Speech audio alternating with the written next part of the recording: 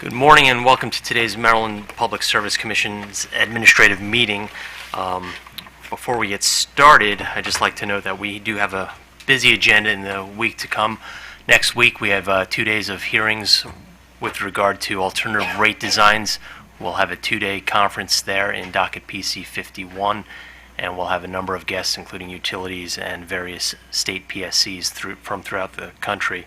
And then on Thursday of next week, we will have our semi-annual Empower hearing.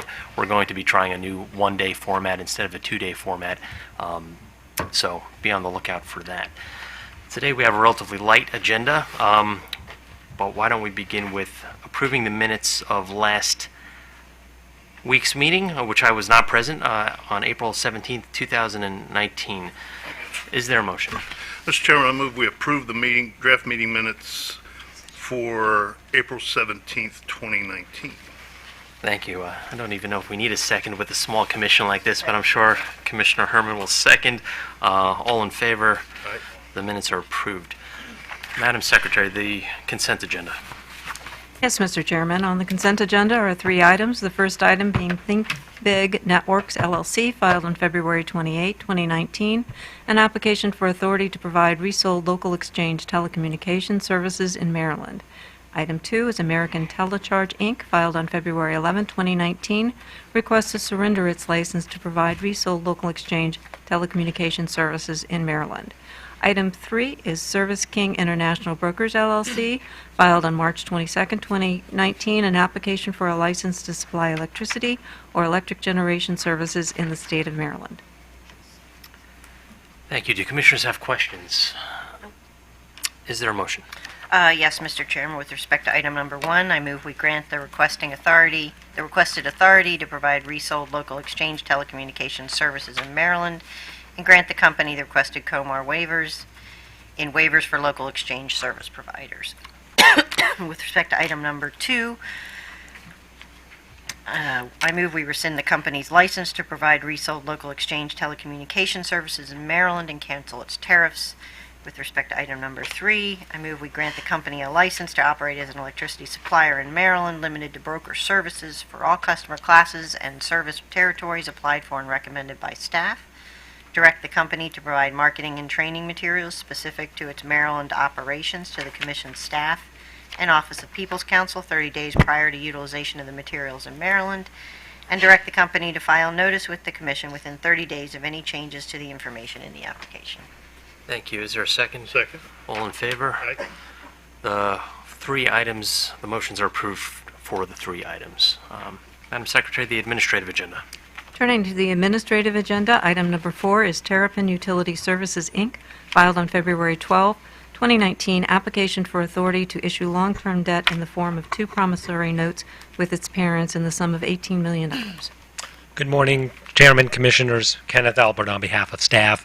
This item addresses a request by Terrapin Utility Services for authorization to extend the duration of 2 existing loans from its parent, American States Utility Services, ASUS, for a total amount of $18 million.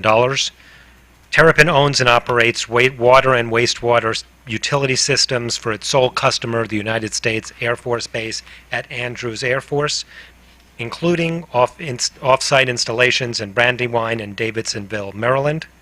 As of February 2019, Terrapin had borrowed approximately $11 million in connection with the existing loans, and the purpose here is to extend the payoff date of the loans until May 2023. This extension requires Commission authorization because the effective period of the financing is more than 12 months. Terrapin will use the funds from this financing to construct, complete, and improve its wastewater facilities. The proposed financing satisfies the applicable standards and is in the public interest. Therefore, the Commission recommends that the Commission grant Terrapin's request for authority to issue $18 million in loans. Thank you, Mr. Albert. Is there a representative from Terrapin Utility? Morning, Mr. Chairman and Commissioners. James McGee with Alexander and Cleaver on behalf of Terrapin Utility. I'm here to answer any questions you may have. Thank you, Mr. McGee. Do you have any response or concerns with what was attributed by Mr. Albert? None at all. Thank you. Do commissioners have questions? No questions. Thank you, gentlemen. Is there a motion? Mr. Chairman, I move the commission grant the company's request for authority to issue $18 million in long-term debt. Thank you. Is there a second? Second. All in favor? Aye. The motion is approved. Thank you very much. Thank you. The last item on the administrative agenda, item 5, is the Office of Staff Counsel filed on March 21, 2019, proposal for treatment of overcollection of ratepayer funds and certain tariff revisions. Morning, Mr. Chairman, Commissioners, Annette Garofalo on behalf of Commission staff. This item represents a proposal by staff to return to ratepayers amounts that have been overcollected with regard to the Electric Universal Service Fund. Under Public Utilities Article 7-512.1, $37 million, consisting of $27.4 million from commercial and industrial customers and $9.6 million from residential customers is to be collected annually. The $37 million represents a cap on collections, and any amounts overcollected must be returned to ratepayers by class in the amount from which funds were originally collected. Staff monitors collections through the reports of the Office of the Comptroller. During fiscal year 2018, an overcollection of approximately $5.4 million occurred. Staff proposes that the Commission refund this overcollection to ratepayers by lowering rates going forward for 1 year, during which time collections will continue to be examined, and staff has also proposed a new tariff. The current tariff rate for residential customers is 36 cents per customer per month. Based on the number of existing customers, staff proposes that this rate be changed to 32 cents, which is an 11% reduction, representing the amount that staff calculates will return the $431,666 over collection to residential customers. This is discussed on page 7 of the report. The remainder of the overcollection is from commercial and industrial customers. Staff recommends a reduction of approximately 30% in each tier. Those proposed rates are on page 9 of the report. Staff will need to recalculate these rates in approximately 1 year. At that time, it is expected that customers will have been refunded all excess collections from fiscal year 2018.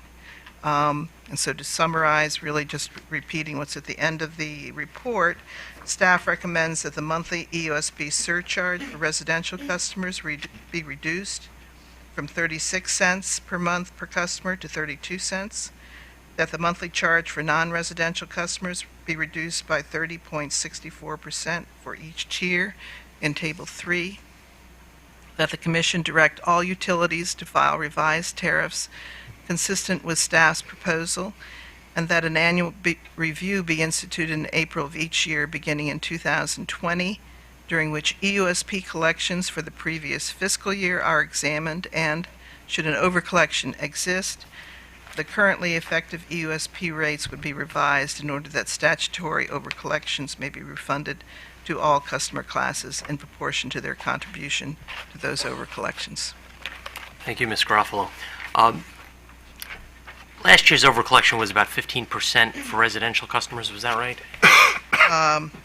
It was 11%. 11%. I have Okay. my mathematician here who can make all things clear to you. So I was taking a look. At 36 cents currently, we're seeing an overcollection. But at 32 cents, are we now seeing an undercollection? Good morning, Mr. Chairman and Commissioners. David Hoppeck on behalf of staff. Yes, because of the rounding, we have to be to cents. We can't go tenths of a cent or smaller units. It's impossible to arrive at exactly $9,600,000 less the $431,000 over collection.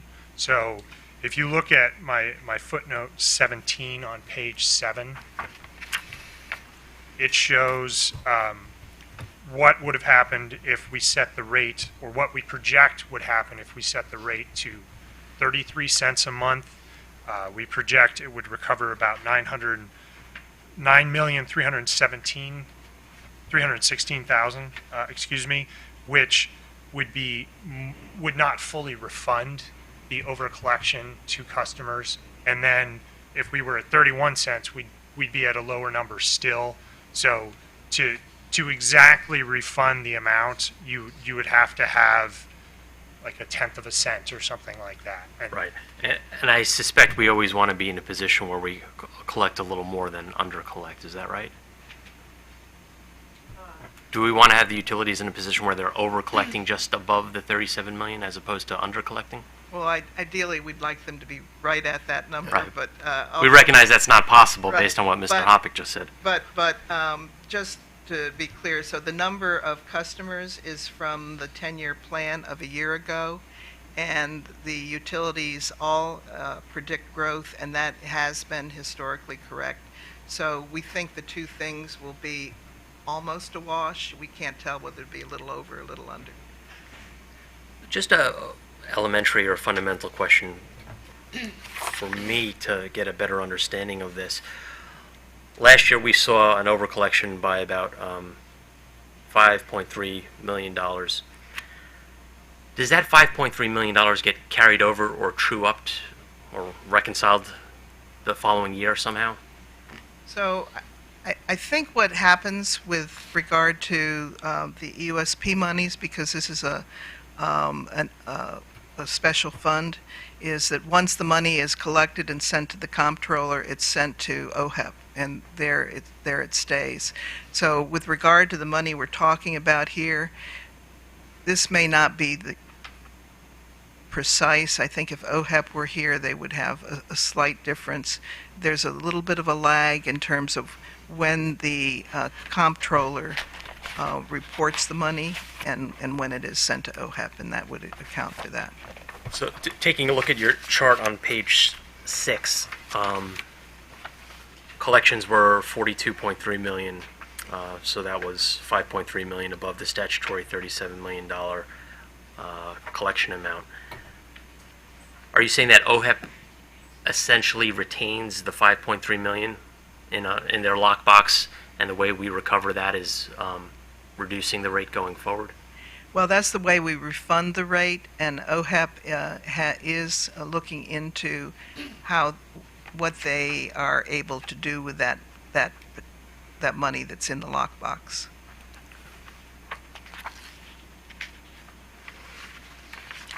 Just a quick question on the annual true-up or annual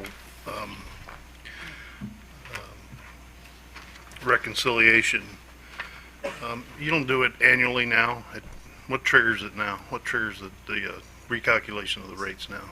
So we do monitor it, and I believe it was it could even 2 years ago, could be even 3 years ago, the General Assembly passed special legislation that would allow this money to be, the overcollections to be spent by OHEP.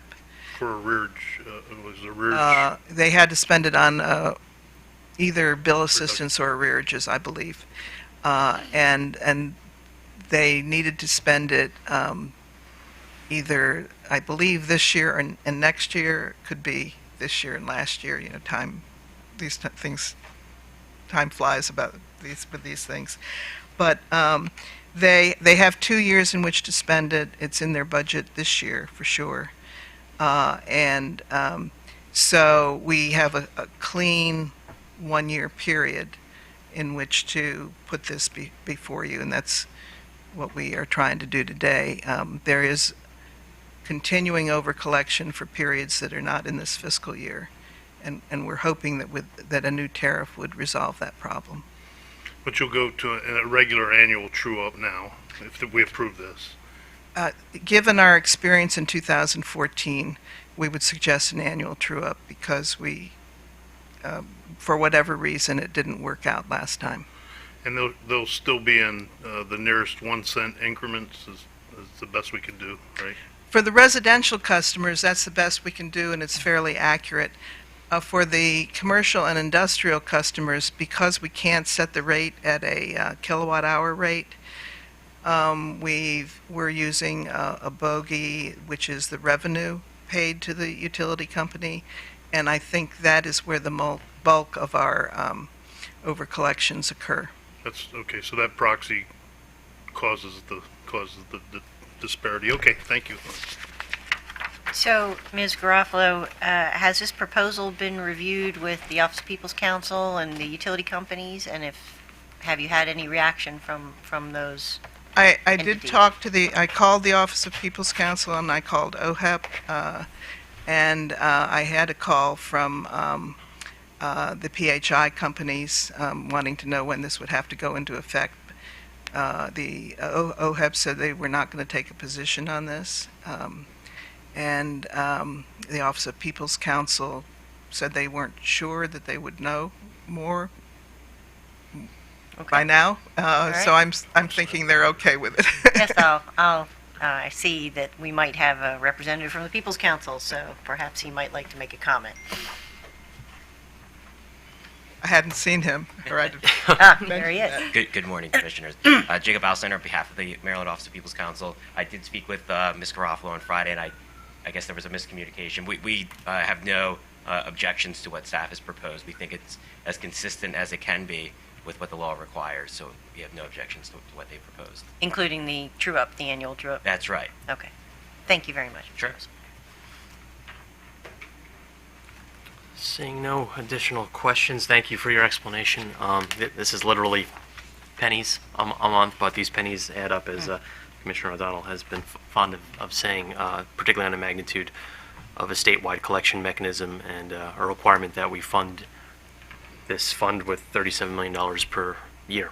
That said, I believe your recommendations are sound. Is there a motion? Yes, Mr. Chairman, I move we adopt the recommendations of the staff as set forth in staff's proposal filed on March 20th, 2019. Thank you. Is there a second? Second. All in favor? Aye. The motion is approved. Seeing no additional business before this commission today, this meeting is adjourned. Thank you.